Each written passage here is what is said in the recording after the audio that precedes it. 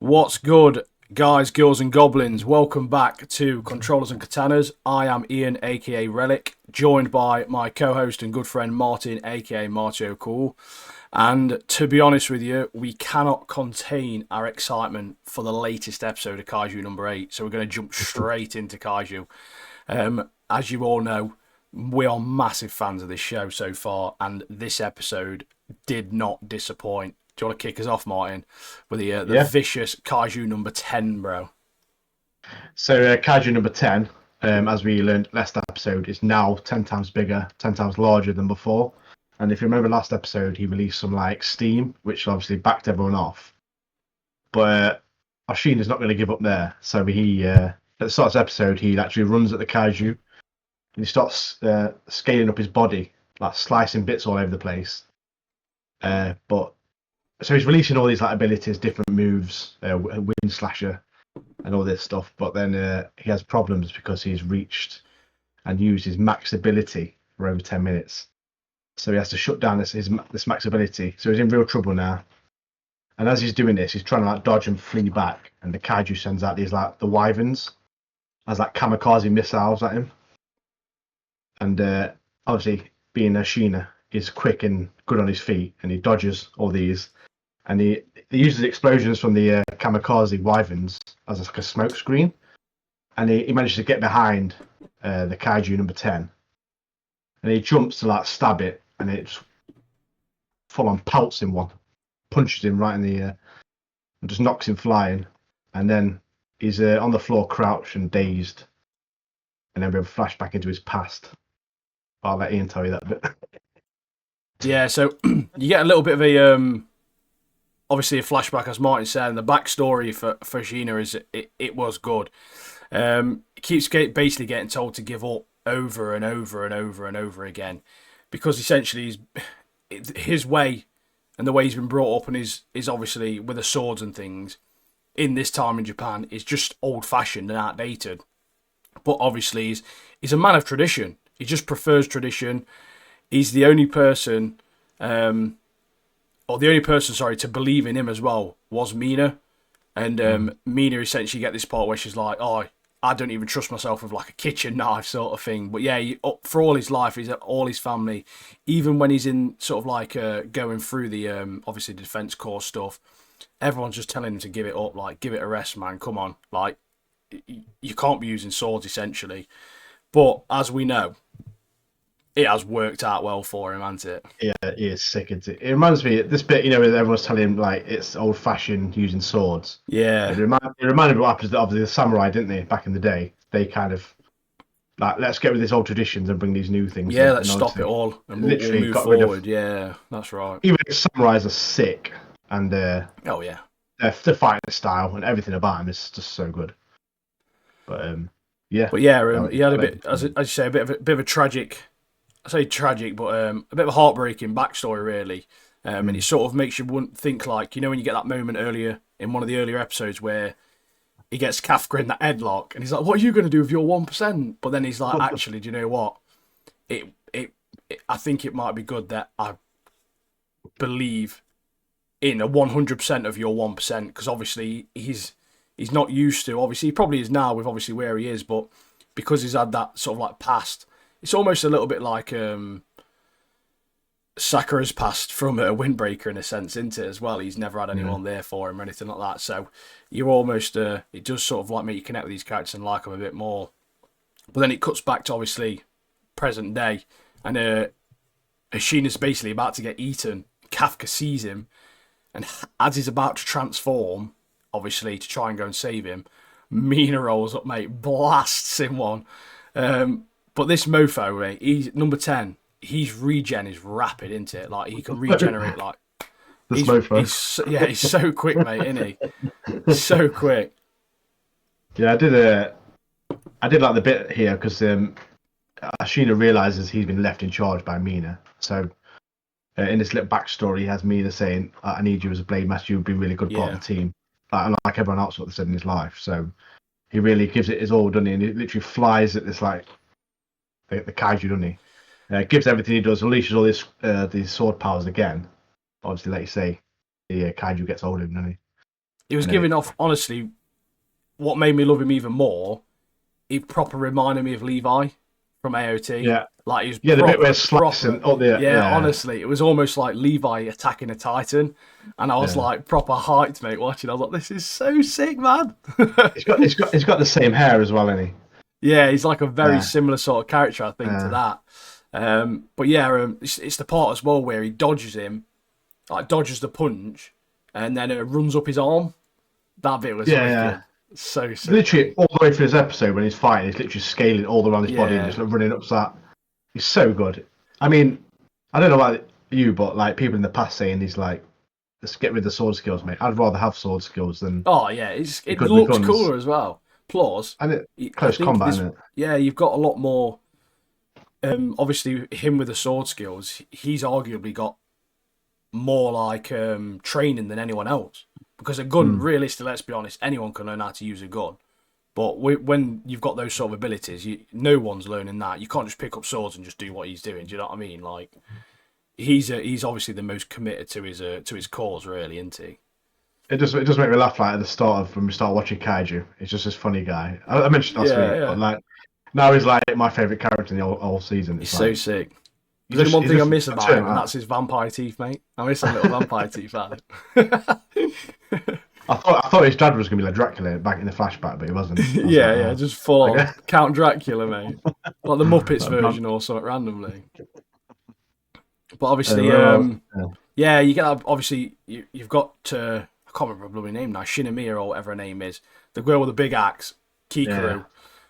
She's barely strong enough to pierce number 10, but she gets this one good hit, but then she overheats her suit as well. So everyone's overheating and like struggling really. And this fight, like I said, it really does give proper Attack on Titan vibes the entire fight because he's so big. But obviously, Hoshina, it's his weakness, essentially. Big monsters are his weakness. He's very good against smaller ones. If he'd have stayed small, he'd have won that fight easy. But obviously, they don't like to give it to him easy in this show, do they? So they've obviously made it as difficult as possible for him. Well, they got to contend with as well. Like obviously, this Kaiju literally constantly regenning. Like Hoshina, like takes his, as well. He literally slices his legs, doesn't he? Try and. The tendons on the back of his ankles and all sorts, man. He slices that up, and it literally grows back. He grows back straight away. And like say, Shinomiya hits him with an axe, doesn't do anything, and then Hoshina like comes up with a new tactic, and he like literally slices and carves a hole in its body, and then she just smacks it. Manages to get it. Proper teamwork, and also it knocks.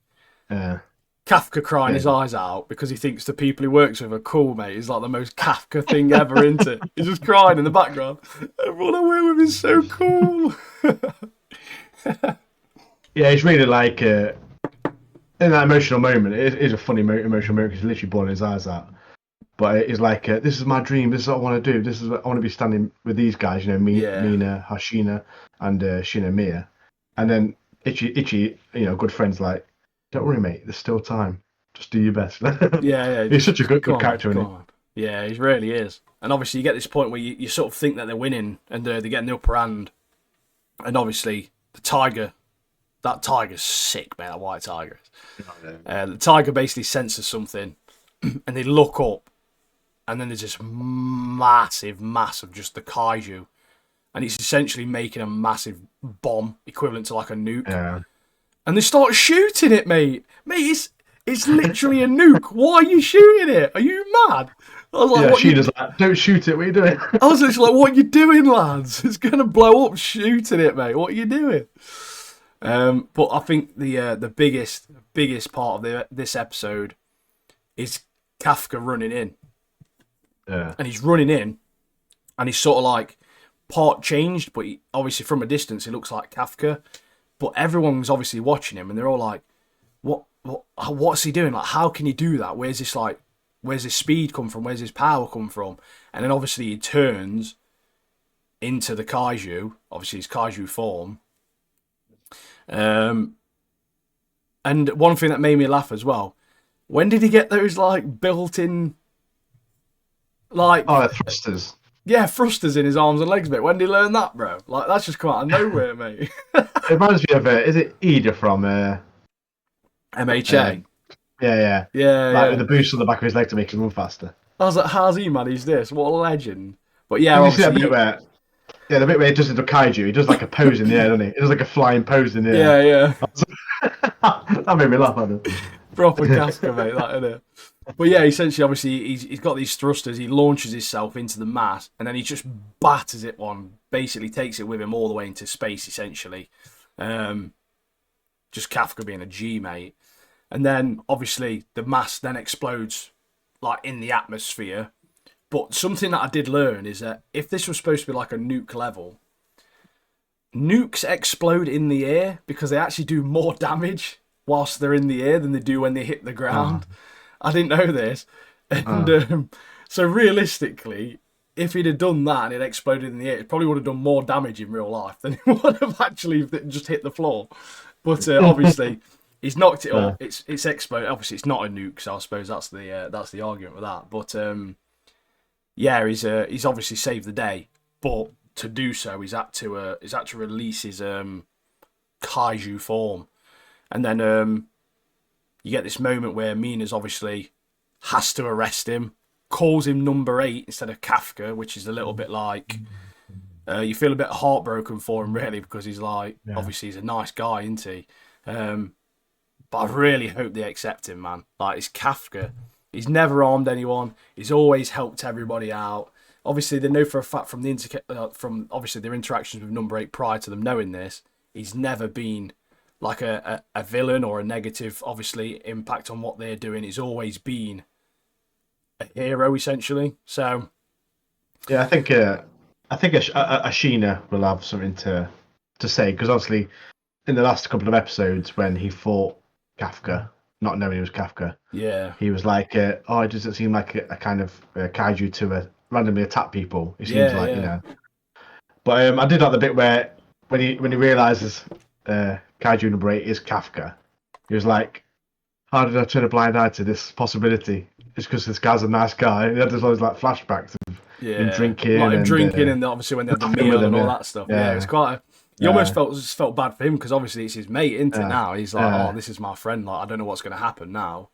And obviously, he's put all his say into this guy. He's had all this backing. He's vouched for him, hasn't he? Yeah, he's been the entire reason he's here. So, I don't know what's going to happen. We've got like maybe 2 episodes left of this series. I'm really hoping that they can find a way, obviously, to trust him and move on. I've got a couple of predictions. I think maybe like number 9 might do something that'll risk them, and they'll need him to help. And then obviously they'll like, look, come on, we like, or he'll be like, no, I can help you. They'll be like an alarm off, and he's in like a prison cell or something like that. And obviously, I'm hoping that that's what happens, but I have no idea, man. I really don't know. Yeah. But another great episode, mate. Judging from Kaiju number 9, that's the weird dude, isn't it? Ugly Yeah, the dude. white one with the great flat head, mate. I don't know if he's got the ability to do anything. Like he can shoot people, can't he? But he's still strong enough. Yeah. He was doing damage, really, wasn't he? Before Kafka got involved, he was basically going to kill Ichikawa and obviously the other dude, Furushima or whatever his name is. So he needs to get some new abilities or something.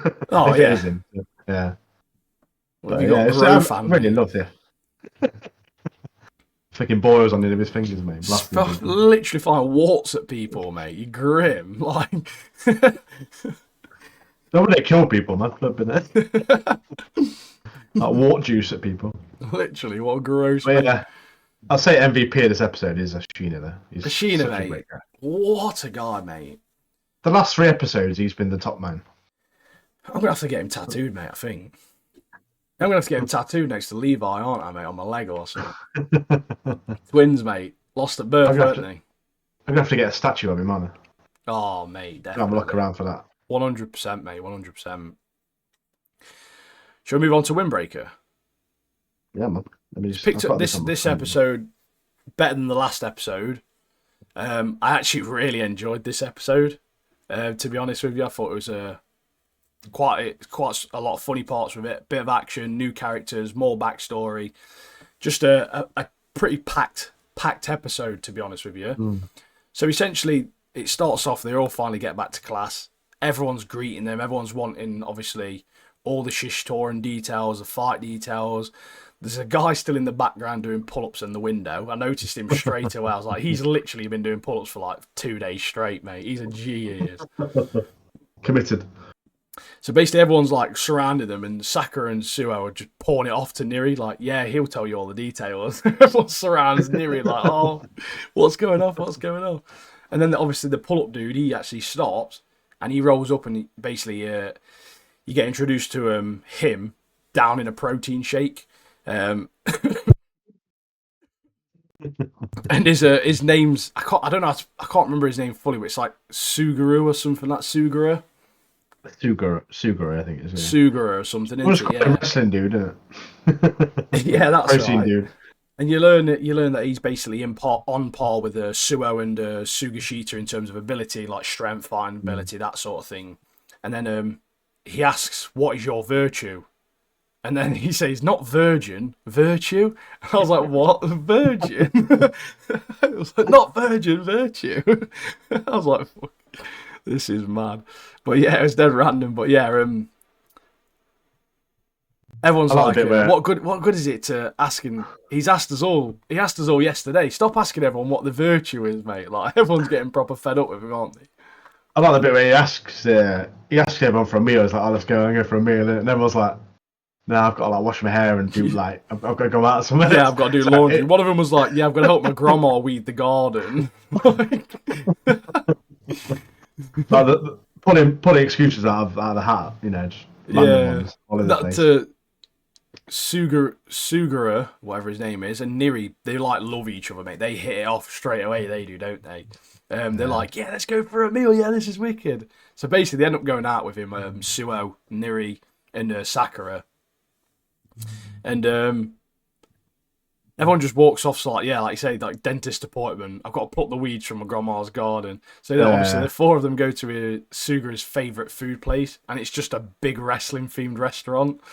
Fanboy restaurant. Proper fanboy restaurant. It's so sick. And obviously, I was like, at this point, I was like, oh, I'm assuming this is going to reflect his fighting style. And I literally wrote down RKOs, swanton bombs, choke slams, the lot. That's literally what I wrote down, mate. And obviously, it is his fighting style. Is like a very wrestling orientated fighting style. And then you get introduced to this other character, Kiryu, I think his name is Kiryu. I can't pronounce it. Kiryu-san. Yeah, something like that. And he's got a girlfriend, and Sakura's dead embarrassed for some reason. Anyway, classic Japanese schoolgirl. It's like a girl around, mate. But I like Suga because he's proper funny. That Suga is, isn't he? I like the bit where it's like, "Oh, check the menu out," and it's got like protein like food on it. And Yeah, one of the things on the menu is like okonomiyaki, which he recommends. I've had that in Japan when I went. Oh mate, it's such good food, that is. Is it good? You have that pork, chicken. It's like a pancake for us. Oh yeah. Like a pancake, like a savoury pancake, but you've got like chicken, cheese, you can have it with noodles or cabbage or whatever. And you have all this like sauce on top. You have like Japanese mayo and stuff. Oh, honestly, I recommend it. I've had it so much times. Yeah, it's bang on, mate. It just reminded me when I saw that in the menu on the thing. I was like, "Oh." Took you back, mate. Took you straight back to Japan. Yeah. All these like memories like flooding back into my head. What? But that new guy with the pink hair and the piercings, he's proper. He's cool. He is, mate. He's too cool. He is, mate. Like his jacket. Where's his jacket down his arms, doesn't he? Like, walks around. Yeah, he's got his jacket like. It's like, come on, baby, like with this girl, like. But obviously, yeah, that Suguru, he's like proper getting in his face, isn't he?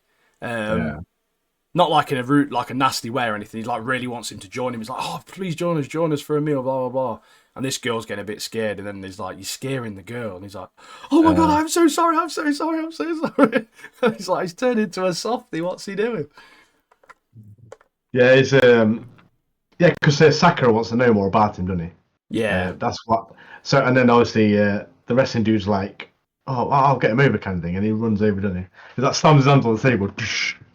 It's like, "Oh, Sakura wants to speak to you." It's like, It's like, "Do you realise the effect you have on people? You know, you're a big and strong, like whatever." Yeah. You might have an effect on the skill. Yeah, you might scare some people. You're scaring Quite the girl or overwhelming. whatever. Yeah. But also, Martin mentioned this to me earlier, and I actually wrote this down in my notes as well. This is they go outside, and this is a Stone Cold Steve Austin cardboard cutout outside the wrestling cafe, mate. Yeah, I took a picture of that, circled it. Yeah. Look, I found him, Steve Austin. My son loves Stone Cold Steve Austin, man. I was literally watching on the TV, and even he was like, "Is that Steve Austin? Is that Stone Cold?" I was like, "Yeah, it's Stone Cold, mate." So the reason why they're outside is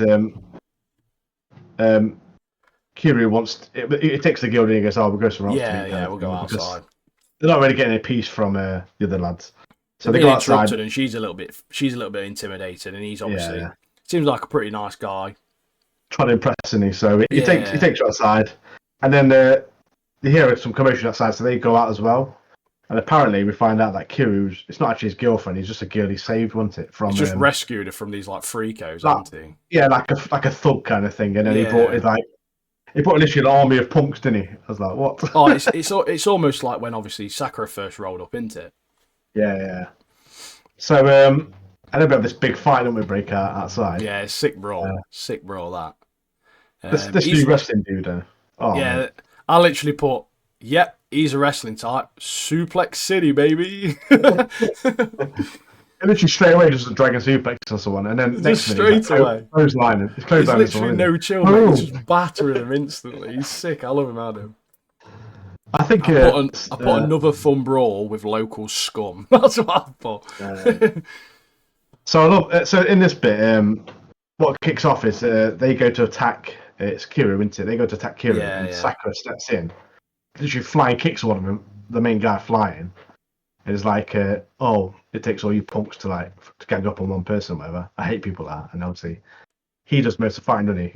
Sakura here. Yeah, it's a dead funny, dead funny fight because that new guy Kiryu, he's literally he seems to have like a pretty cool style, but he's just pushing and throwing guys at Sakura for him to just finish him. And he's like, stop throwing people at me. I love that bit as well. I mentioned this earlier to you, didn't he? I said, is it Seiyu-san, in it? He's like standing back because he's protecting the girl and Nire, isn't it? And this guy, the punks see him, is like, "What are you doing? Like chilling out there?" And then that Seiyu-san's like, "I'm just a chill guy. I can't help it," kind of thing. And then the guy runs up to him, doesn't he? And he just literally spins him. Spins him 180, lands him on his head, mate.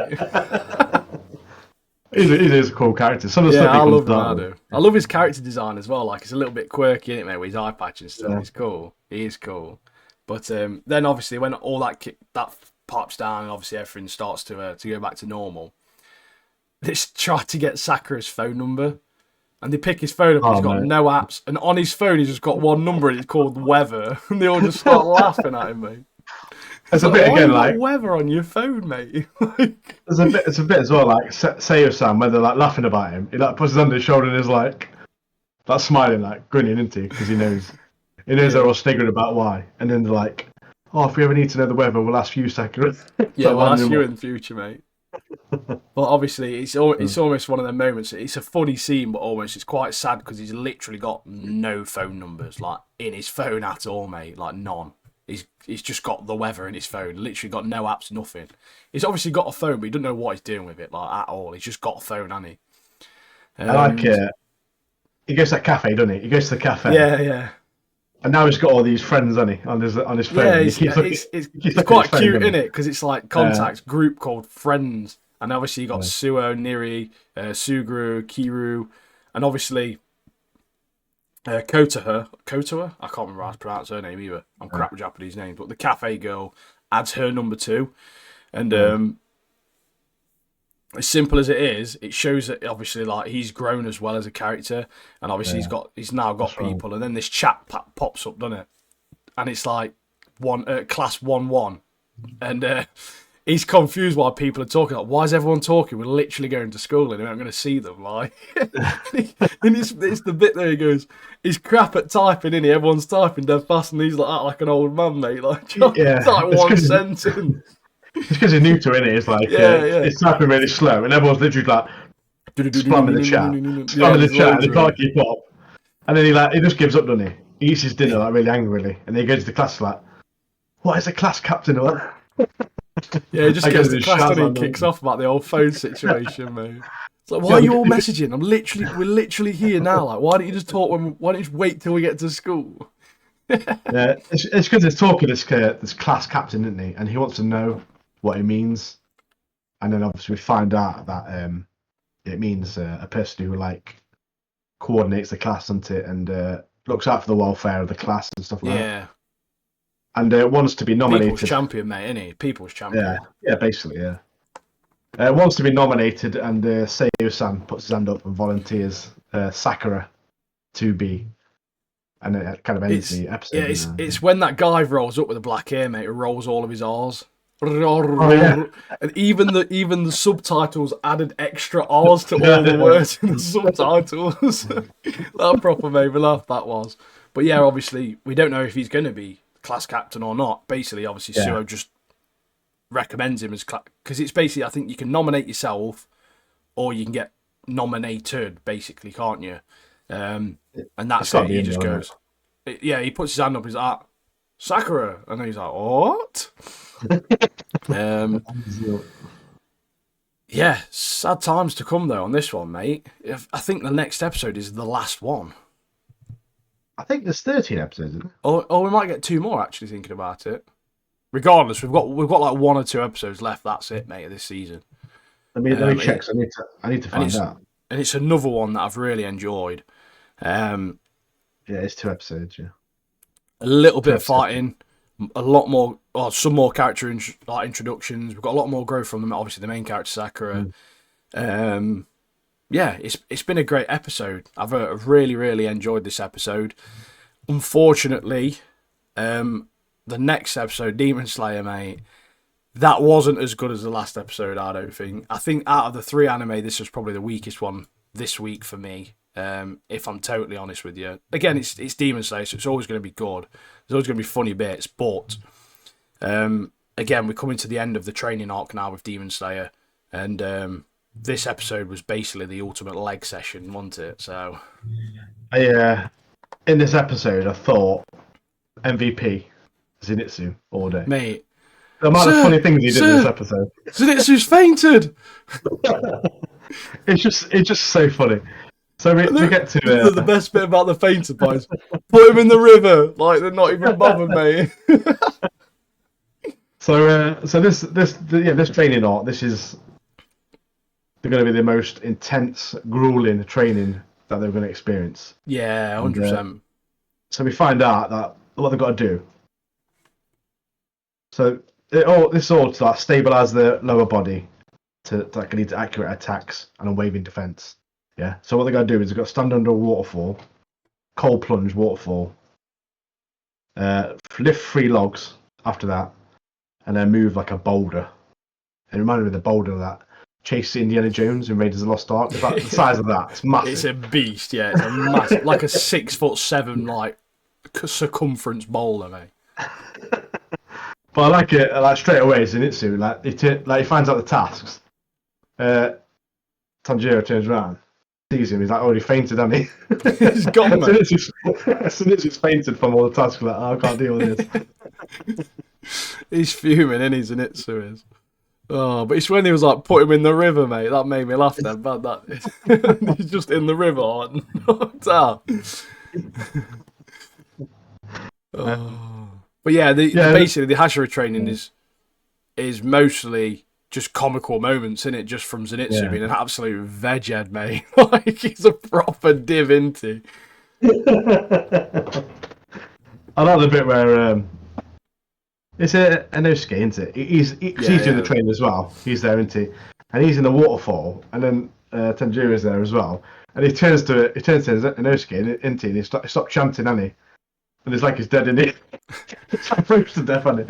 And then he thinks, he's dead strong, and he's like, well, he's not making any noise, and he's just like dead, basically, yeah. And it flips to a scene where he's like doing CPR on him, isn't it? Yeah. That's to get the water out of him, mate. Yeah, it's proper stupid, this episode, isn't it?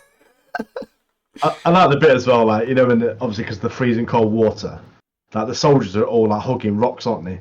Yeah. They're like, hug the rocks, it warms you up. The rocks. And then Zenitsu Zenitsu like hugs a rock, and it's like, oh, it's like being in mother's arms. That was funny. That's made me laugh at it. But yeah, this episode is just it's just fun, like really funny, wasn't it? It Yeah, wasn't much. it's just a fun episode. You get a few bits in Yeah, this episode, like we get to see more obviously number 4 demon. And yeah, obviously it's a girl who's essentially found like 60% of the demon slayers so far. Obviously mainly looking for Nezuko. But obviously you get a little zooms out a little bit and you see the surroundings and that she's not alone. The surroundings basically like the castle from the very first episode of the season that started disappearing. And the guy with her is obviously Muzan, who's the Demon King, who's also looking for the Ubuyashiki. I think that's the surname. But that's obviously the yeah. main guy who's died. It And was obviously dying. that's his family. It's not dead yet though. He's He's on the way. He's basically on the way. dead, isn't he, mate? He's dead, do you know what I mean? He can't even see for starters or move, mate. He's dead, isn't he? He's Yeah, the it's soldier fine, from the it's- Metallica 1 music video, mate. It's an absolute pleasure, isn't he? He's gone. So yeah, obviously he's looking for him. So obviously they don't know about his illness. The demons don't know about his illness, which is I'm hoping obviously if they did, I think they would probably retaliate quicker. So yeah, obviously there's a little bit of that in there. So there's obviously a lot to come. The next 2 episodes are long as well. I think one of them's like 100 minutes or something ridiculous. And another one's like 48 minutes or something. It's like an hour and a bit or whatever, isn't it? 2 episodes. Yeah. So we've got a good chunk to come now. So I'm hoping next we'll get a small part of the end of the training, and then we'll get obviously like a big build up then to what's to come. So yeah, there's a couple more bits obviously as well in the episode where Tanjiro's obviously has to try and push that boulder. Obviously everyone's freezing cold, aren't they? And he just starts making those rice triangle things, doesn't he? And he puts that miso on them, and everyone just starts crying, mate. They're so good. I could just imagine being in that position there, like just being so thankful for some decent food, mate, after all that hard day's work, mate. Tell you what, Inosuke loves his food, doesn't he? And Oh, there's one bit, Inosuke. he's like, All he's them about fish. yeah, he's about 20 fish, doesn't he? And then when Still see the Tanjiro's bones, making man. and then when you see that Tanjiro making him rice cake things, he's there like his eyes are like he's like ready for him. He's like bouncing him down. And he's Like a kid, I'm isn't hungry, he? I'm hungry, I'm hungry. But But going yeah, back to the obviously, waterfall. Well, we're going back to the waterfall. There's a bit where Zenitsu goes again in the waterfall, doesn't he? And then Tanjiro turns around and it's like sinking into the water, and he like floats off down the river. Just goes down the river. Tanjiro not to save him, but He's useless, isn't he? Oh, one of the other bits that made me laugh as well. That obviously Genya's rolled up. When Genya comes, he's he sick. starts to he's a proper decent character, mate, and he's obviously trying to give some advice to Tanjiro about, look, you need to think with him, blah blah blah, all this stuff, mate. And the crows are just arguing with each other in the background. Yeah. They're having this they're having this proper talk with each other, like about like what to do and stuff. The crows just don't care, mate. They're just proper arguing. But you get that little cheeky Rengoku set your heart ablaze flashback as well to help obviously Tanjiro's push the boulder, which was nice because obviously Rengoku's an absolute G, mate. Yeah, because with Genya, he tells him, because obviously he can't do breathing techniques. He tells him this other one. It's like is it repetitive motion or something? Yeah, repetitive motion. That's it. Yeah, so you basically just got to try and think. That's why obviously the Stone Hashira he's constantly like saying those 3 words over and over again, like repetitive motion, and obviously that's why it's helping him. So you get these moments where like Tanjiro's just trying to push his boulder. He's got all these veins in his body, mate. And he's like, his 4'8" frame, mate, just dead muscly. Well, in fact, it takes days, doesn't it? It takes days of effort. It's about 6 or so days or something, isn't it, or whatever it says. But he has this, like you say, he has this picture of Rengoku's, his words of his, his set your heart ablaze. But he also has a picture of his family, and that's what all the good times that there was. I've wanted, like even when they was almost thinking about obviously when he's making that food for the guys and stuff. There's moments of obviously him eating the food with his family and stuff like when he was younger and his dad and all that sort of stuff. So you get these like little heartwarming moments that obviously help him push forward. So Yeah, there's some nice parts this episode. To be fair, it's just mostly it's not. It wasn't a boring episode. It was literally a funny episode. It was I did probably a enjoy bit. it. It was probably a lot more filler in this than anything, but it was still entertaining, like very entertaining episode. Yeah, because we haven't really seen much of Zenitsu and And Inosuke, Inosuke, so yeah, it's nice to it's get them good back to get together in it a little bit. get them back in and get some funny moments kicking off, and obviously a bit of a bonding session. And Yeah, it's very yeah, good. Get the boys back together. Do you know what I mean, mate? yeah, man. Let me get my Speaking of the notes. boys, Yeah. speaking of the boys, mate, that's a segue that, wasn't it? Huh? Becoming a professional now, me, mate. Using segues and everything, mate. Go straight there, mate. Straight to it. I think you've made a lot more notes for the boys than I have. I've made very, very brief notes. You say that, but mine's probably about as brief as yours. Yeah, But, like we'll I've get obviously through it, we'll stopped. get through it. Yeah, I've just put, for example, like Butcher. Obviously, the episode kicks off. Butcher's still out, like very ill. He's been sick because obviously he's got that brain tumor. He's got obviously cancer and everything. So, one of the things I put down as well is they're only humans and toys for our amusement. Is obviously what Homelander says to obviously Ryan. Mate, Homelander. I've in my notes every episode I mention Homelander for this particular reason.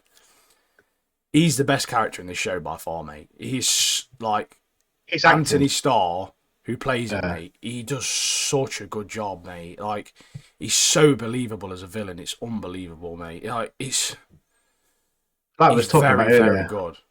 I was talking about earlier, you know, like when he gets angry, like he's acting to portray that he's angry, Mate.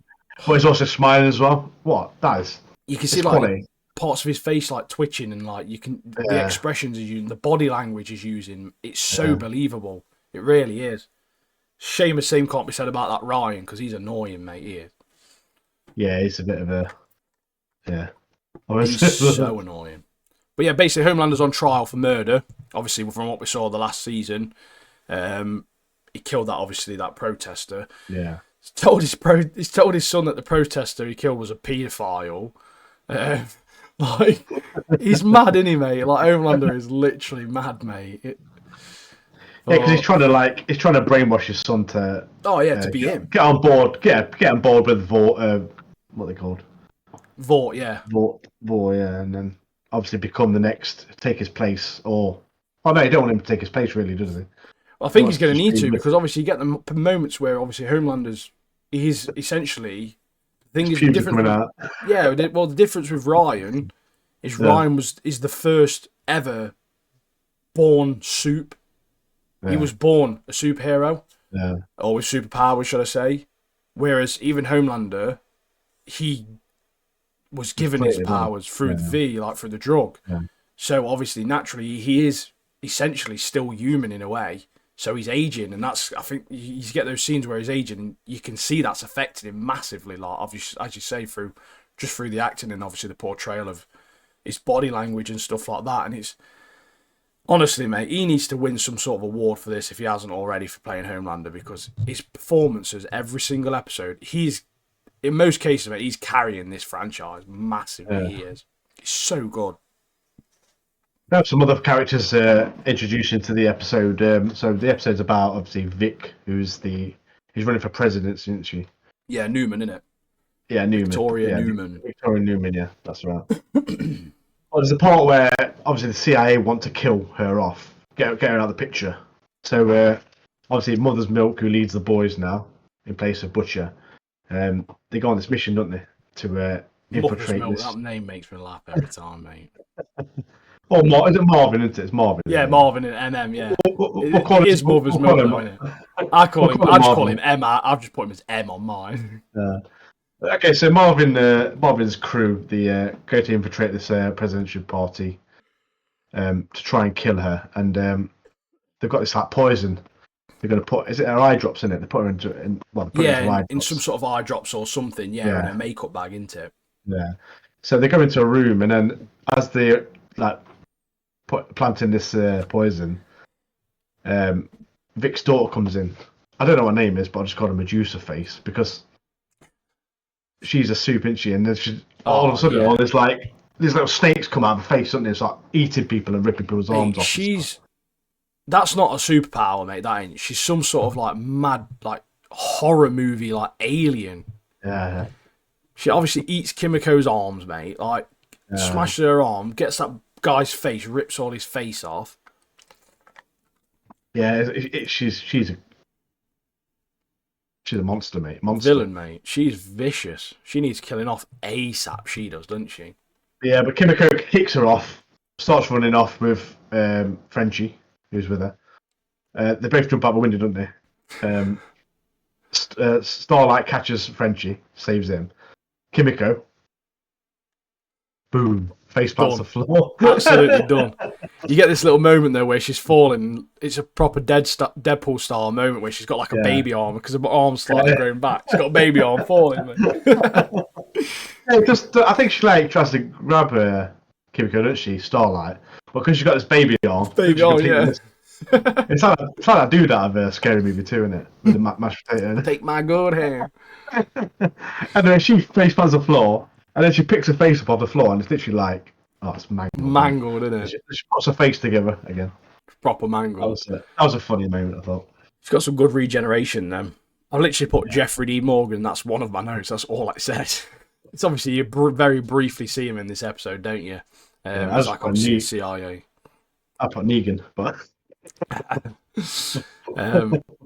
Oh mate, Homelander. Obviously, you get this moment where they're at Vought and Homelander's getting pissed off basically because he's bored of everybody like tiptoeing around him and doing what he says all the time. And I think he genuinely wants a little bit of direction because he had that previously with obviously Vought and stuff. Obviously, he's had various people that have just told him what to do essentially, and I think he likes that because he's quite immature, really, isn't he, in terms of his like emotional ability. He's quite a child. But then Homelander tells Deep to suck A-Train's dick, and they actually nearly do it. And Homelander's like, "What are you doing?" and then he goes, "Stop!" And then like Homelander walks out, and then Deep's like, "No, I wouldn't have done it. I wouldn't have done it. Honestly, I wouldn't have done it. The Deep, he's like a crap character, but I do like him in some He's parts. a crap character, but I think he's funny, mate. Like, he is funny, isn't he? Like, his character is. Like, the experiences, mate. Yeah, the experiences he goes through, yeah. Also, the actress for Starlight, mate, I don't like her. Like, I don't know what cosmetic surgery she's had for stars, but she looks very odd now, mate. Like, I hate to be one of them people, but she just looks unwell. But it almost like her acting seems very lazy as well. Like, every scene that she's in is just lackluster, mate. It's just she doesn't seem like she cares about being in the show, like, at all. I don't know if it's the fact that she can't literally make it half of the facial expressions that she could because of all the Botox and like fillers and obviously surgery she's had. I don't know, but she just seems a bit boring. But but some of the characters like in the new season, obviously like Starlight, like through the other seasons, she's like this really great hero, and in this season, it just seems like she's just existing. Like, you know what I mean? She's not really doing anything. Yeah, I can sort of understand for her character, if you take a step back from obviously the acting and everything and look at the story, her character, she doesn't want to be identified as Starlight. She just wants to be herself, and I can understand that in a sense, to not let that identity just be her only identity. But I do sort of get what you're saying as well. It's just, it's she's not really in much. She doesn't seem to be doing much, even though it's essentially her name is the entire reason for this cause and them doing everything. Yeah. It's because they've got obviously the popularity of Starlight to obviously have the ability to do all these protests and things. But Homelander's pubes falling out, mate, and just him storing him in that jar, mate, just proper made me laugh, mate. Next to that Nazi picture. Yeah. Because that's like what's it? It's what's the face, isn't it? You know, his ex-missus, mate. She was a Nazi. Yeah. She like lived for ages. But obviously, he's freaking out because he's meant to be like strongest person in the world, and he's just ordinary human, and I think that's obviously scaring him. I think that's why we're getting a lot more stuff of him, and a lot more stuff of him noticeably saying like he's basically racist, isn't he, against normal people, mate, like and non-soups, like. And I think they've made it very, very obvious this season so far compared to other seasons because I think he's obviously afraid of the fact that he's aging, and obviously that he actually probably more human than he thought he originally was. But yeah, the part where they ask obviously Deep, A-Train, and Noir to bat those guys was mad, mate. Like that was gory. That bit was, wasn't it? To basically get these three guys who were meant to be like Homelander, biggest Homelander fans, get them into this room, and Homelander's like, "Oh yeah, good to meet you. You three get bats, beat them to death." No, really, beat him to death, and he just goes, doesn't he? And it's like, oh, what? Yeah, so like before that, obviously we have the so the Seven need to get more recruits in, don't they? And Homelander goes to see Sister Sage, and it was. I completely missed the Sister Sage bit out, to be fair, on my notes. It's good job you mentioned that. Yeah, because obviously she's the most intelligent person in the world. Yeah, she's the smartest person in the world. Yeah, that's her power, isn't it? Yeah, so Homelander goes to see her, doesn't he? And then she offers him advice, and he kind of likes it.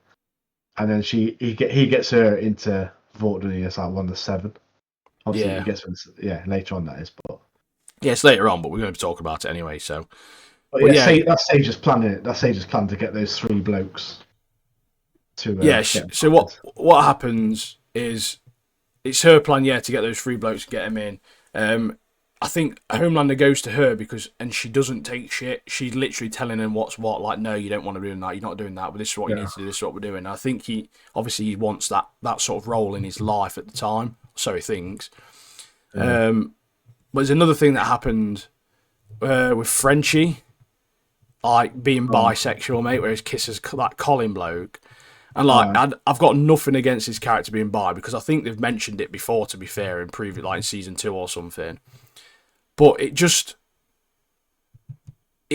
the way that they've done it, mate, because Kimiko and him had that kiss, and they've been leading this like relationship between them two up for like so many seasons, and I'm rooting for him, mate, and then all of a sudden this Colin bloke just appears, and all of a sudden now he's just like with Colin. Like there was no build up to like this part or anything. Like all of a sudden he's just kissing some random bloke called Colin in an alleyway, mate. Like I understand he works for the Starlight thing, but you don't get that bit. He's just there, and now this has happened. Like they've just missed out that entire part of like the story. There's no development to it. It's just there. Like it seems so out of place. It's not. I didn't understand that part at all. Yeah. And like Kimiko's all right with it. It's like, what? You've been like kind of building this relationship with Frenchie for ages. And now he's just gone off for some other. Now she's like, what? Yeah, but that's fine. And it's like, what? Yeah. That's what she's facing. That entire part was a bit random. But yeah, Sister Sage is diabolical, mate. Like that big brawl was genius. Obviously, she went dressed as a Starlight supporter to this protest. Starts a brawl. So obviously, all of the Homelander supporters think that the Starlight supporters have started this brawl, when in reality it isn't. It's Sister Sage that started it. And then they basically plant the bodies at the rally. So like they killed them 3 guys, they planted the bodies, so it looks like that the Starlighters or whatever they're called have killed these guys and just left them. But the one bit that made me really laugh about that is like, out of respect, we're waiting until the families know before releasing names, but they've literally put the pictures of the dead bodies on the news, mate. It's like, I don't think you need the names, mate. You can literally see the dead bodies on the news. Like, another part we missed out is that Butcher, obviously he wants to get Ryan away from Homelander, so he makes his deal, doesn't he? He makes his deal with Newman. Yeah. He gets Ryan away from Homelander, and then Homelander gives evidence, doesn't she, that Yui's got on Newman. Yeah. And then we find out more about that later.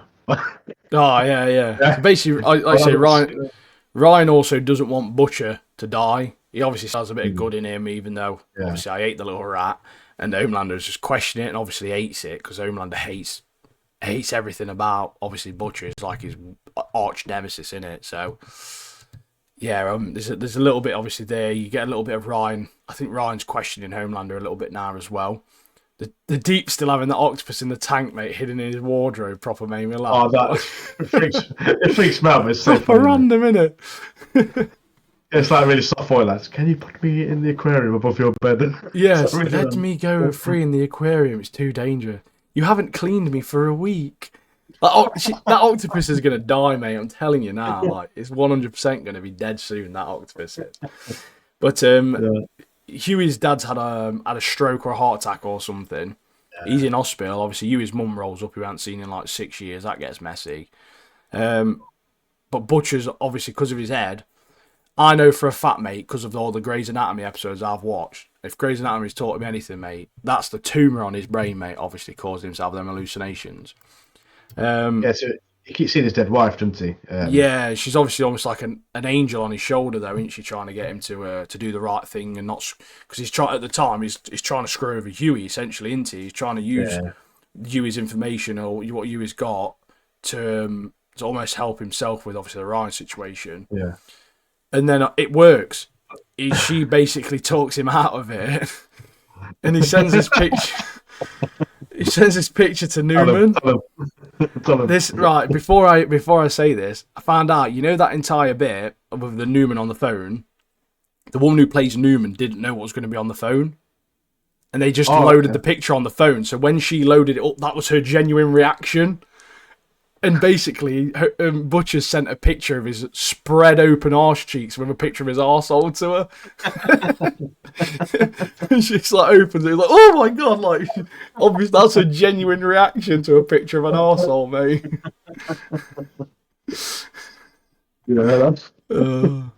That's obviously that's the very last. That's the last part of episode 1 as well. So you get straight on, don't you? The boys though, like it's constantly just, it doesn't hold back on anything, does it? It's constantly just surprises you with new things. And next episode you'll see what I'm on about. What it reminds me of, right? Because a lot of people, you get obviously the thing at the moment in the world is this woke movement in it. Like, oh, you've gone woke this, woke that. Realistically, right, the boys has always been woke, mate, since season 1. Yeah. But the way that they do it, it's almost like South Park in a way, if that makes sense. Like South Park, the humour from South Park is very similar, in my opinion, to the boys' humour, like the stuff that they do and things like that. You can almost imagine it happening on a South Park episode, like sending pictures of your arsehole to someone else. You know what I mean? Like it proper is like South Park-esque, isn't it? Like it's so funny. Yeah. But I know what you're saying, yeah. This episode kicks off basically with like A-Train's in like acting in it. He's like a movie or a TV show. Yeah, that's right. Yeah. But the part that made me laugh about this is Will Ferrell's most serious role in acting was in this show for a fake movie or show. Like his most serious role ever in acting, mate. It's not even real. And then obviously you got that bloke just glazing him, aren't you? Like, oh yeah, it's really good. If you don't, you should win an Oscar for this. If you don't win an Oscar for this, I don't know what's happening. Your acting's phenomenal. Like that guy annoys me. The guy with the glasses and the director. Yeah, the director is every single season I see him, mate. It pisses me off. He does. Yeah. But Noir, I have no idea who that is in the suit, Because obviously he talks now, doesn't he? Yeah, it's obviously not Noir. I think they could obviously easily have used the same actor that played him before because he didn't talk before. But obviously he's dead, isn't he? Essentially. Yeah. So they've had to. I think they've got in their world like an actor, haven't they, to play Noir? And he keeps trying to talk, and everyone's telling him to shut up. Like, no, Noir don't talk, mate. Why are you talking? Shh, stop talking. He talks too much, doesn't he? Like, shut up. He's like, shut up, for God's sake. Literally, every time you see the scene where he comes in, someone walks up to him and just tells him to shut up, mate, or walks past him. You're talking too much. But, yes, they have that bit, don't they? They have that bit where he's talking to A-Train, isn't he? And A-Train's like, Homer's a madman, he's a maniac for what he did the day before. Yeah. But just kind of follow him for now, and then and kind of keep your mouth shut, innit? Yeah, just stay quiet. But you got mate Marvin as well, mate, or whatever his name is, Mother's Milk. He looks so different as well, mate. I've literally I googled if it was the same actor, mate. His body's exactly the same. He's just got a new head. Like his head's different. Like, it's like he's been to, like, I don't know, like a barber shop in, like, San Andreas or something, bro, and just changed his head. Like, his body's exactly the same, but his head's completely different. And I don't know if it's just because he's had a haircut and a shave, because he had a beard before, didn't he? And he's got, like, a mustache or a goatee or something now. So, like, he's got no beard on the side of his head. Yeah, I saw that on Facebook. Like literally, loads of people asking, "Is it a different actor?" But he's just lost weight, and he's lost a load Yeah, of he's weight. just, the thing is, he's lost weight. He still looks good, like, he's Yeah, in good shape and yeah, that. It's just, he's lost a lot from his face, hasn't he? So he looks very yeah. different as well. That threw me off at first. But basically, he sacks Butcher. So Butcher gets canned on it for being a liability. Because I think at this point he's told the Manti about that he's ill, that he's got cancer or a tumor or whatever, and obviously they can't accept him being there now because he's, like I say, he's just a liability in it, which is fair because he has gone downhill, mate, and he actually is a liability, and he let's be real at this point, like. Apart from sending a picture of his arsehole to Newman, that was classic Butcher that was, mate. But Voight tried to make Ryan into a homeboy, don't they? Never Oh, seen. mate.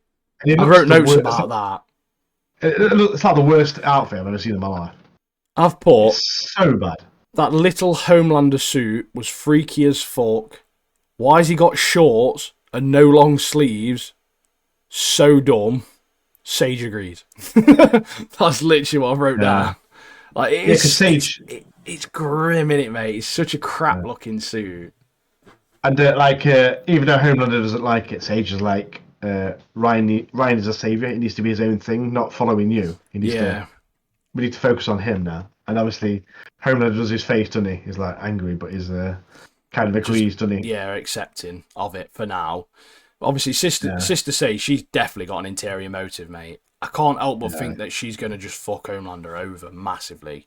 She's the smartest person in the world, so she knows what she's doing. She's not stupid by any means. She whatever she's doing it for her own benefit. She's not doing it to help Homelander out. She's literally doing it to get where she wants to do, or just because she's bored. I don't know yet. But obviously, she's getting. I like the bit as well where she gets Deep to stick up for himself, doesn't she? That Ashley's like dead horrible to Deep. Yeah, I love that bit. And she's like, Deep, what are you doing? Why are you letting her talk to you like that? She's just a human. You're a superior being. Like, you could end her. Like, you need to stick up for yourself. Stop it. And when he sees that Ashley and he talks to her, and she shits herself, doesn't she? Like, she is scared of him now. But obviously, I think that's part of her plan as well. I think she's going to try and get them to start turning on each other almost and try and make like Vought like implode basically, like from the inside out. I think she's up to something, mate. She is, isn't she? She's promised Homelander like an empire, hasn't he? Like a bit like Julius Caesar kind of thing. It's promised an empire, and now she's trying to deliver it. But like you say, that bit with the Deep is like, if you talk to me like again, I'll flush your head down your toilet after I've had a crap in it. Yeah. I love that bit. But Homelander's hating everything, isn't he?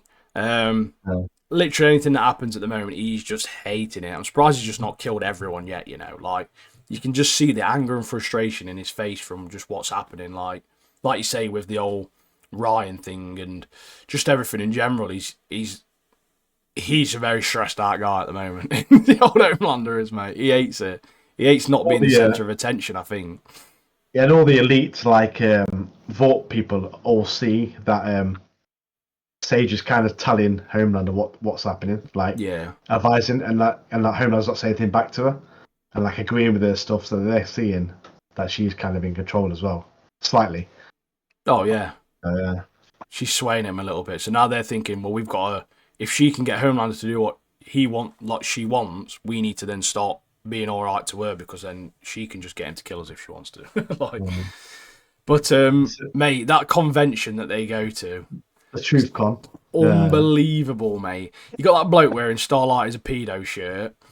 You've got it's when she comes on stage, that firecracker comes on stage, and she's like, "Come, we've got to get on stage because the flat earthers are there at 4:10 or whatever." I was like, "Where are you, like, flat earthers?" It's like a conspiracy convention, kind of thing. Yeah, it's proper. Like, I like the bit in this though. Like Kimiko sees that picture of a caged child, doesn't she? Yeah. And it kind of reminds her of her past. Obviously, she must have gone through the same thing. So she like nips to the nearby Like convenience off store or something. off license convenience Yeah, store, yeah. and that downs like 8 pints like fucking Steve Literally Austin. has 8 tins of beer, doesn't she? Straight up like Spanish she's Steve Austin's stone cold that. in, mate. But also, Yeah, that's Firecracker, mate, she was bang out of order, she was. Like, you can throw shade at Oprah, mate, whatever. You can't be throwing shade at Tom Hanks, mate. Like, Oprah's fine, mate, not Tom Hanks. That's just out of order, mate. You leave my mate Tom out of this, mate. it's You an know what old I mean? Forrest Gump. What's going on? Yeah, it can't be done. They even made a Forrest Gump joke, I think, didn't they? One of them did, I Yeah, think. yeah, But yeah. now that you get to, like Martin said, last episode, you got like the arsehole. This episode, mate, you get this part where the guy who's wearing the Starlight as a pedo shirt, basically Sister Sage is knocking around this convention, isn't she? And she's like, look, whisper something. This bloke goes, and Frenchie and Kimiko follow him.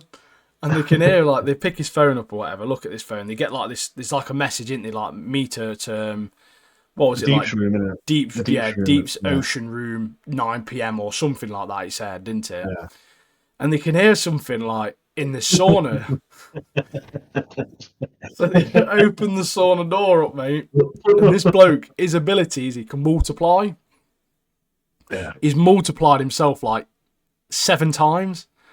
And there's just him in a row, human centipede style, of his clone rimming the other clone, just like in a line, and then he's just wanking at the end, mate. And he's like, it's not what it looks like. It's got a picture. It's got a picture of Firecracker, Granny. Yeah. So this guy is literally a guy who's been friend zoned by Firecracker. He's loved her. He's obsessed with her. He's like biggest fan, proper obsessed with everything she does. And then it's not what it looks like. And they kind of shut the door, don't they? Like they shut the door on him. Like, okay. Yeah, like, what the hell? But you get this point, don't you? Because A Train's becoming sort of like, obviously A Train's been an arsehole the entire time. All the seasons is obviously he kills Yui's like girlfriend like straight away, like in like the first episode or whatever, like. Yeah. And he hates Homelander. A Train hates Vought. And you get this like part where Yui and Starlight are basically followed him to this location and they find him and he's with his nephews and he's telling his nephews all about obviously this save that he did.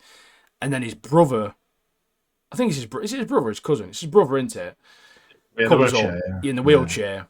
And obviously his brother's then like, you haven't saved no one, you're lying, like it's all staged. The boys don't like tell his kids don't listen to him, like he's a liar, do you know what I mean? Like none of his saves, because basically you find out most of the saves, like 99% of the saves from Vought are literally just staged. They're all from actors, and none of them are real. They don't really save many people at all, really. It's all literally just for social media and popularity contest type thing. And Starlight wants to go out, but Yui's like, well, like no, just like leave him, let him obviously have a little bit of time. Yeah, like obviously he's just essentially just been abandoned by his brother and obviously his nephews and all that. And he runs off, and they get back, and obviously A Train's there, and obviously A Train knew that it was there, and he was like, look, you could have approached me whilst I was with my family, and you decided to leave me alone. I appreciate that. And he's obviously feeling some remorse for everything, and I think the main motive here is the fact that he just hates Vought. He literally wants to get out. I think that's the only reason he's helping. I don't think he's trying to be a good guy. I think he's selfish. His reasons are, but he gives them obviously this information that they can use, obviously, of the people that were murdered by them. I think that's at this bit, wasn't it? Where the guys with the baseball bats. They obviously the guys with the baseball bats, give them that information. Yeah, he had the evidence on that on like a little USB, didn't he? He hands it over. And then he floats off, doesn't he? But I think with A Train, I think as the season goes on, I think he will kind of turn good, like a bit of like a redemption arc, I think. Oh, I think so. Yeah, I think you're right. To a degree, I don't think he'll go full on like good, but I think he will help the boys out a lot more as we go on the season. That's what I think anyway.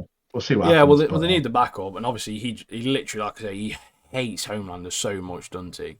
Yeah. But basically, obviously, as I mentioned, most of the things are staged. Ryan, they want him to get his first solo save, and obviously it's Yeah. staged. They've got this really nice guy who's an actor, um, and they wanted obviously to just be Ryan's solo save. This basically told Deep and Noir that they can be there, but Ryan's going to save the little girl from this bad guy, disarm him, throw him. Job's a good one, sort of thing. Yeah. But Homelander shows up and he's like, "Go on then, throw him, son." And Ryan launches that guy straight into the wall and he just blows up on the wall, doesn't he? Like, proper gory, mate. But he's literally just an actor, isn't he, like that guy? And he's like a proper nice bloke as well, isn't he? Because you see him in the episodes and stuff and he's like just trying to help him out. And yeah, it's mental. When they're kind of like prepping for it, aren't they? It's like, yeah, just throw me, I can take it. You know, I'm an actor, I can take this kind of damage, or whatever. Yeah. But when he throws him, he literally launches him. And yeah, because he's only supposed to just like pretend, like just toss him slightly, sort of thing. Him, But yeah, it just shows you what sort of power Ryan's got, though, doesn't it? That's the thing. And he's feeling guilty after that, isn't he? Mate, it's a bit after. I've just read my notes, mate. Basically, Sage catches Frenchie in that, and this part here proper made me laugh. So you've got Firecracker. Sage basically goes to Firecracker and that multiplying bloke. Like, look, if you can like do these in blah blah blah whatever, like Homelander's interested in like you joining the team, all this stuff, like proper gassing him up, saying, look, if you need to do this, this, and this.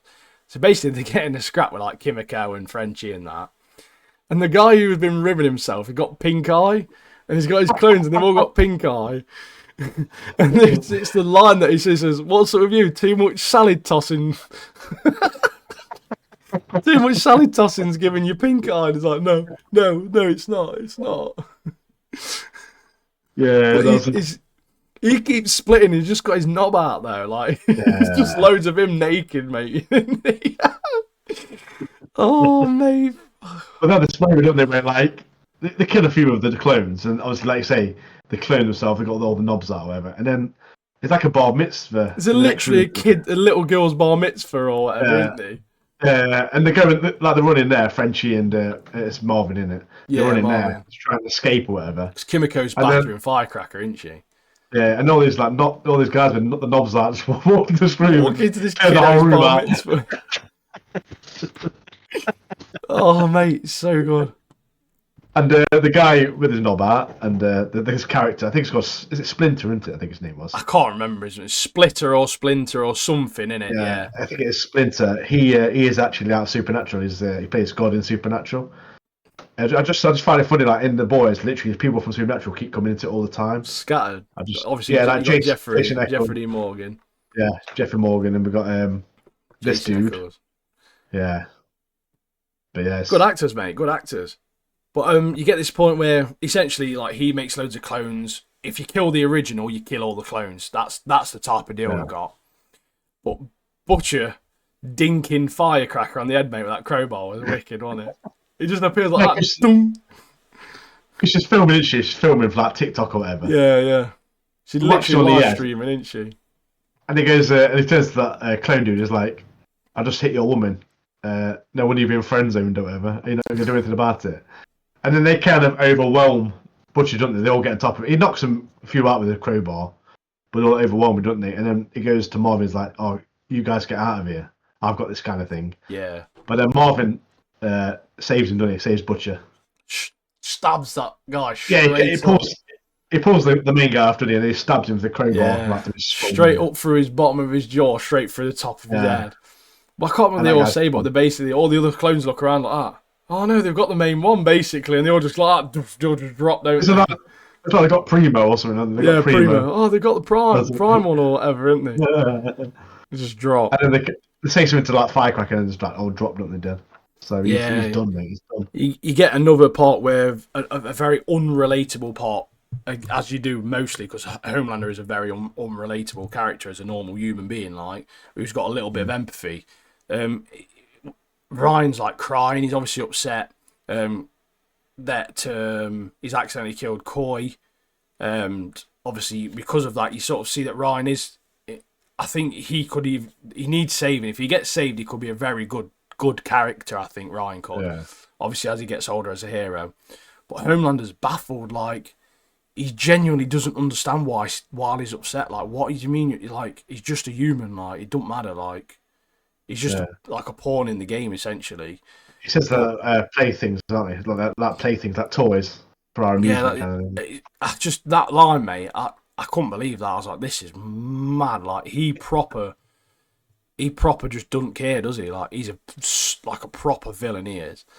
But yeah, as much as I don't like Ryan as a character, he is remorseful here, and he doesn't get corrupted by his dad. And you could easily, like I say, be a great asset.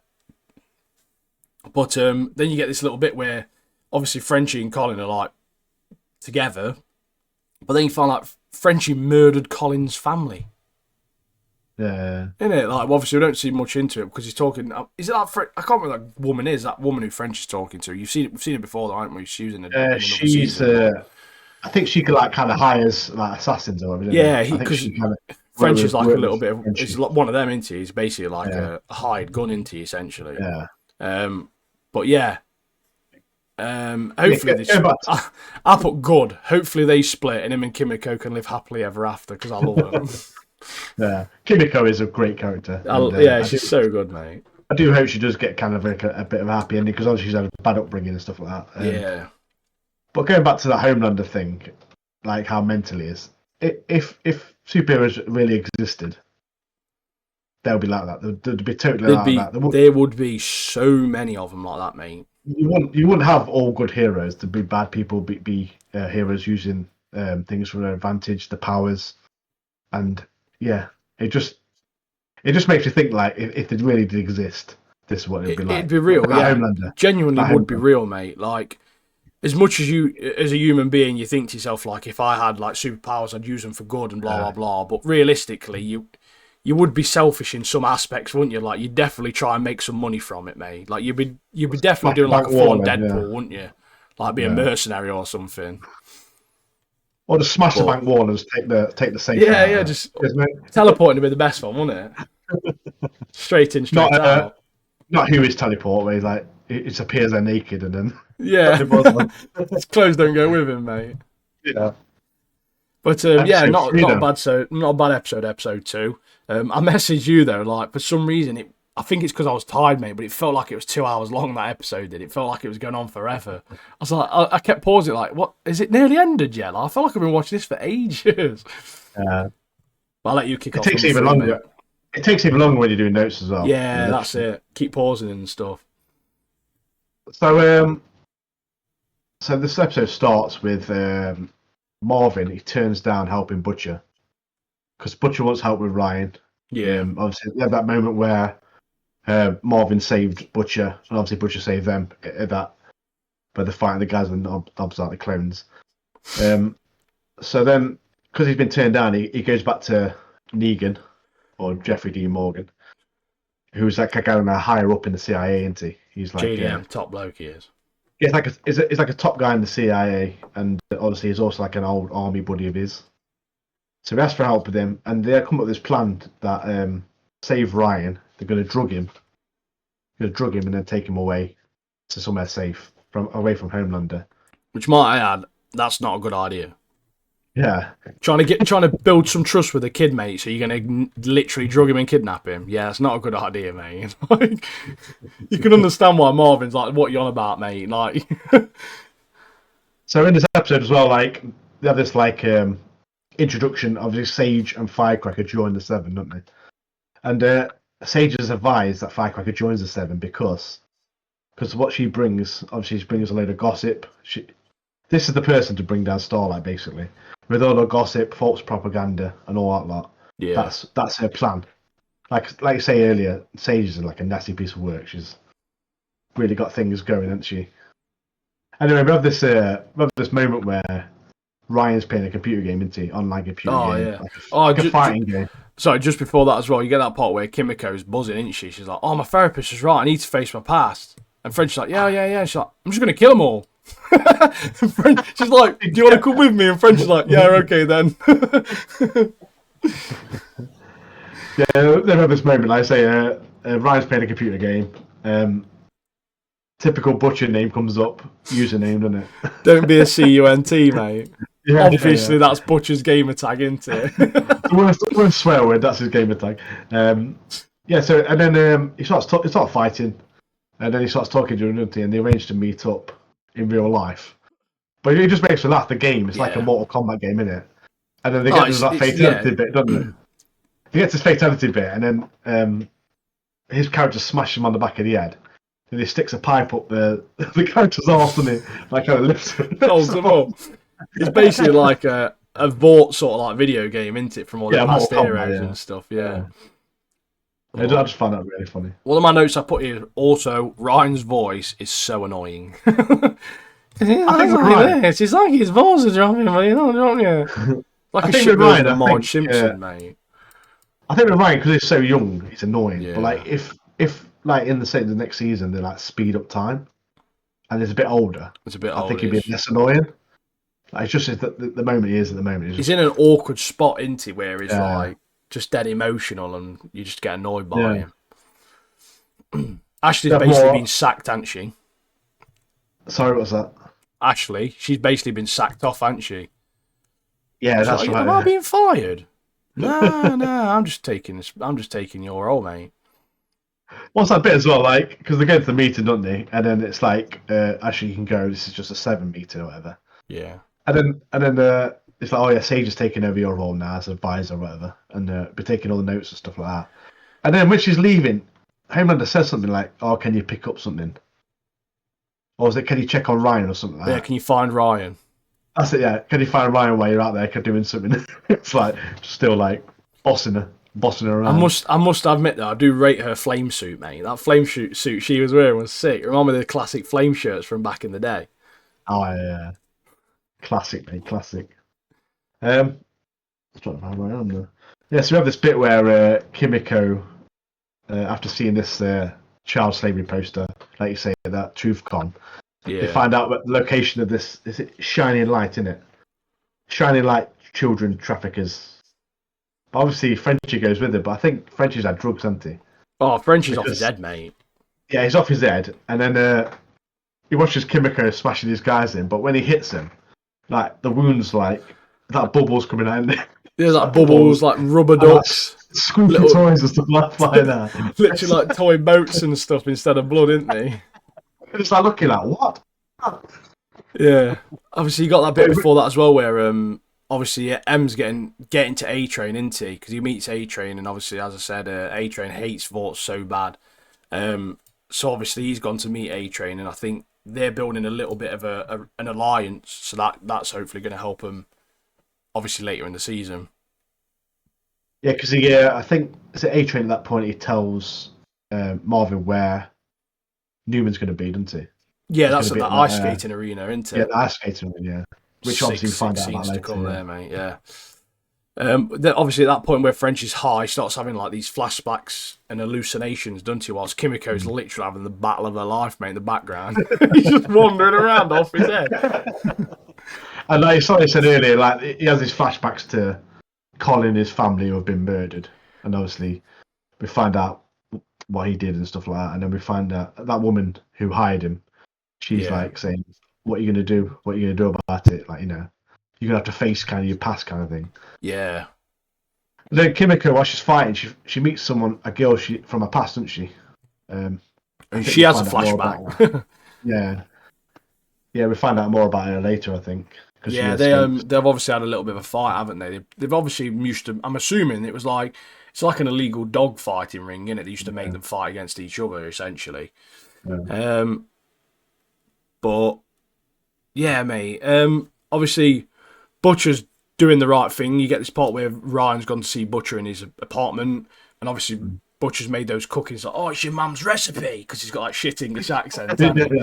And he obviously decides to do the right thing, and he actually doesn't drug Ryan. Because let's be honest, mate, you can't trust someone that's drugged and kidnapped you, can you? Like, at all. But they're having like a decent time, and even Ryan's like, oh, thanks for like not letting me win, because everyone at Vought, they always just let me win on all the games. No one tries. He's like, he's obviously hates it, doesn't he? He hates his life there. But that part as well, where it just shows that Homelander's a psycho, mate. Again, they've got that woman in there, haven't they? Who they're interviewing, like, oh, do you know who? Like, we says you had a call. You made a call to Starlight a couple of days ago. Oh yeah. And she went, oh yeah, I did. I phoned her, and then she burns a hole in her head, mate. Like what? Yeah, it's like it's like, was it like Benzo was like, yes, you confess. That's all I need. Yeah, it's like, what are you doing? Do you not think she could give us more information? Yeah. Literally straight away up, and then like her brains are hanging off the back of the settee, aren't they? Yeah. Like, Firecracker's mural in her room, mate, of her riding that raptor. So sick that is, isn't it? It's like the most American thing I've ever seen, mate. However, you get this point here. If you don't like Starlight, this part here is going to make you not like Starlight even more. And it sort of makes you understand and almost like sympathise with Firecracker's character a little bit. Because basically, you get this part where they have Starlight's essentially gone to see Firecracker because Firecracker's in Starlight's old room, obviously at the tower. And she's like, what are you doing to me? And Firecracker's like, you just don't remember me, do you? And it turns out when they was younger, they was on the same pageant scene and everything. And Starlight was just a bitch back in the day. Called her a fat slut and everything, didn't she? Like, really, really horrible to Firecracker when she was younger. Spread loads of rumours. Yeah, rumours about her and gangbanging and stuff like that. Yeah, like it literally, right? That's the sort of thing that does turn like normal people villains, innit? Like you can understand why Firecracker's like fuming, mate, and like not happy about it and hates her and spreading all this stuff about her because obviously she's been treated like shit by Starlight and her entire childhood or when she was a teenhood, I guess. Yeah. Was not, obviously horrific because of Starlight being horrible to her. Yeah. So you do feel for her you a can little understand, bit. Yeah. She got this like personal vendetta, and then she promises to take her down, doesn't she? Yeah. Like, I will take you down. That's it. Yeah, like, I'm gonna get you. I still Even think that like, Muriel's sick, mate, with her on that raptor. I'm gonna Photoshop myself riding a raptor. I think get it on the picture behind when of the podcast, you can see it. Just me or a raptor. I might get on myself actually for the background. He's sick, mate. Like a pterodactyl or something like that. But then you get this part where obviously they've got that information about them being in the ice skating arena, and you go to this ice skating arena, and it's proper dodgy, cheesy, like ice skating, like it's basically like Vought on ice, in it, where you got like Maeve, Homeland, like obviously these fake versions, people pretending to be them and that. So cheesy, wasn't it? So cheesy. Proper cheesy. But that whole part there with Huey in that vent was so tense, mate. Like he knew he couldn't move because Homelanders like can hear very well and all that sort of stuff. And when that sweat drips off and lands on Homelander's shoulder, and he wipes it off, and he smells it, and he knows it's Huey, mate. Oh, he's gunning for him, wasn't he? I love the bit when Huey gets in the vent. There's like, I'm sweating balls in here. It's really hot in here. Like, as soon as that sweat hit him, I was like, oh my goodness, you need to get out of there. You've managed to get out. And Homelander blasts the thing, doesn't he? And when he like comes up to the vent, like looking through it, I was like, oh man. How's he going to get out of this? That sick scene that was, looking through it like that. But then you get this bit where he's running away and Homelander's like laser eyeing, trying to get him. And someone blinds Homelander. And Marvin, Big M literally blinds him and he just like chops the woman who's dressed as Maeve clean in half. I think this is mayhem after that, isn't it? Like people like trying to escape. I think someone rides over someone's fingers, chops them off. The guy tries to jump over the barricade and slice that guy's neck. I was like, what the hell is going on here? You know that. I've never seen that at ice skating before. Man. No.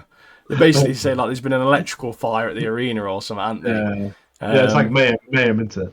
But it's the thing is, he's chopped her in half. They're all panicking and they're accidentally like running out each over with the skates and slitting the throats by accident and stuff. They're proper stupid, aren't they?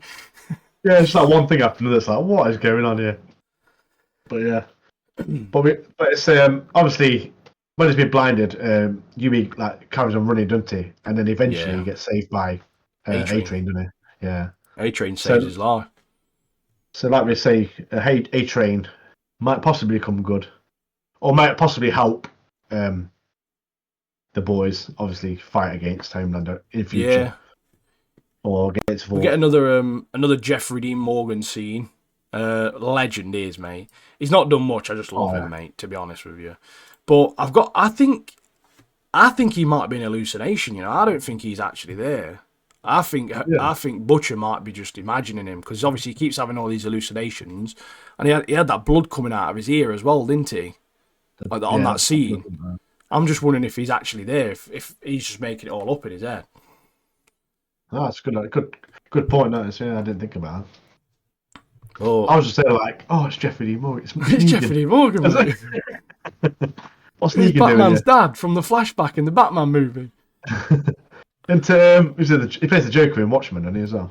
Is it? Oh, No, not the Joker. What's it? Not called the Joker. What's he called? no, I know he's that movie's so good though, mate. Yeah, he plays him, doesn't he? Yeah, He's can't also remember in his character. Supernatural as well. But Plays the dad. Homelander as well, mate, trying to play the Where Was Me card with Ryan. Shut up, mate. You're a psycho. Like, your head's gone, mate. Yeah, because Ryan lies to him saying, "Oh, I went to get some donuts or whatever on Coney Island or whatever," and then everyone's like, "No, you were a butcher. I could I smell. could smell him on you. Yeah, Freako, any Homelander is, mate. But obviously, Homelander's not. He's losing his head, mate. He's got reflections talking to him again. yeah, And yeah. I do like Homelander as a character though. Like as a bad character, he's he's so good. He's the best character in this show by far. Even when it's like blowing people up and stuff like and doing what villainous people would do. I so love him, mate. I love him. He's so good, mate. He really is. But yeah, obviously that concludes that, and we got obviously that was 3 episodes dropped. So we've got 3 alright episodes. Episode 2 is probably my favourite one, I think. Yeah. I appreciate the story's obviously slowly progressing. I'm hoping that they've dropped these 3 in one go because maybe they're like the 3 weaker episodes of the season, and obviously they've wanted to people to just get through them like quick before shit hits the fan, basically like this week, like now. As people listen to this, the episode is out. Like it's not right now as we're talking, but it is as the people are listening. Yeah, I think you like the second episode because of the human centipede thing. Oh, my favourite bit, mate. The second episode was the funniest one, mate, wasn't it? It was dead funny. That pink eye bit with the it was so funny. Pink eye. It was just that, mate. Too much salad tossing to give you pink eye.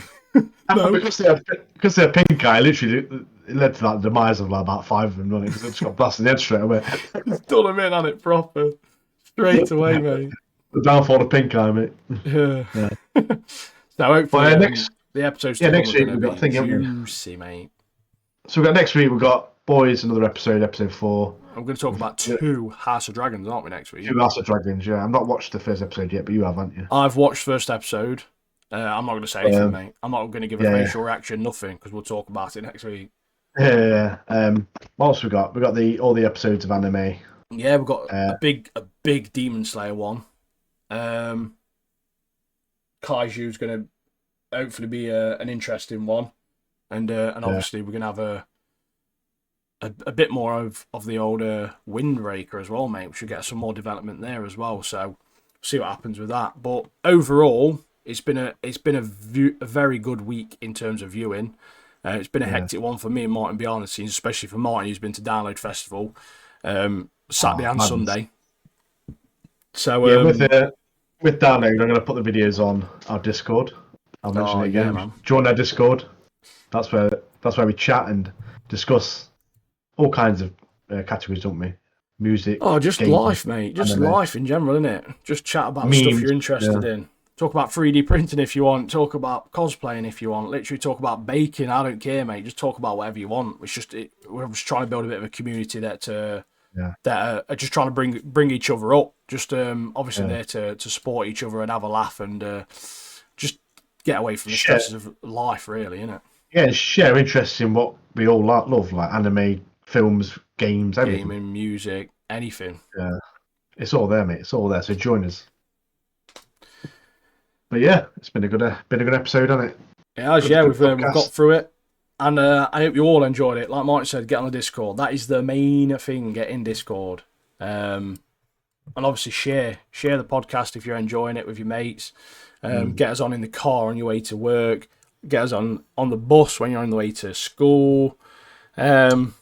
TikTok, Instagram. We've got shorts in the background. We've got about 7 or 8 shorts. We're building them up. We're going to start releasing them next week, and yeah, some good stuff to come from us. So yeah, we hope you enjoyed, and we're glad you're all listening in to us and supporting us, and we appreciate it. Yeah, we really do enjoy doing the podcast, don't we? And we're on episode 12 now, so we're getting through it, mate. episodes. That's 12 weeks. That's like we've been doing it for like nearly 3 months, mate. Sick. But Loving it. Like we were talking about though, like there's always anime to watch. There's always TV shows. When we're looking at what we're doing this week, we're like, there's so much TV shows we've got to discuss, and we're like literally stressing trying to plan it out. Yeah, like we don't want a 4-hour podcast, bro. Like, but I am looking forward to House of Dragon. I'm gonna watch a couple. Well, I'm gonna watch this week's tonight, maybe. Yeah. And then obviously Sunday when the new one comes out. But I'm really excited about that. It's gonna be good things. So. Yeah, we hope you guys do as well. Because we've both watched the first season, and it's a world that we're interested in. Obviously Westeros and all that sort of thing. And there's a couple other spin-offs as well that are coming out as well of the Game of Thrones stuff. I've seen that one's in production now. And yeah, some good stuff to come. The only thing we're a bit worried about the anime ending, I'm not going to lie. Mainly because we've picked 3 really good anime to talk about straight away on a week-by-week basis, but the summer looks pretty bare in terms of good-looking anime. So we'll find something anyway. We'll find something. I'm watching Vinland Saga at the moment, so I'm going to go up to date with that, and I'll probably discuss that in a couple of weeks. So good, mate. Vinland Saga is so good. Absolutely loving that. I'm on season 2 of that. I need to finish it off, but I've nearly finished season 1. But we'll do that. We'll discuss it. Yeah, 100%, mate. I love it so much. I'm gonna make a few shorts. There's a couple of bits in there that I want to make shorts about as well, so I'll make a couple of shorts on it. So, but guys, girls, goblins, thanks for sticking around. Thanks for supporting us, and we will see you next week. Peace out. Much love. Bye.